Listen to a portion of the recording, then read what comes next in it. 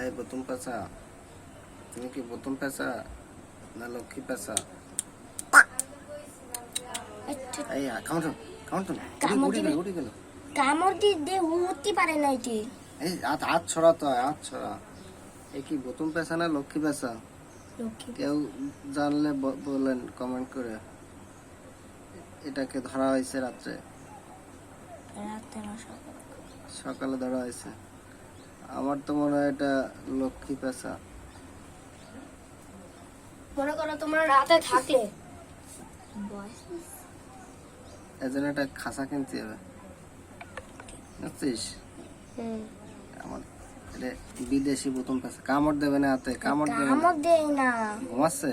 হ্যাঁ, ও দিনের সময় কিছু করতে পারে না, রাতের সময় আদর দিলে ও মা করে মরে যায়। তাই?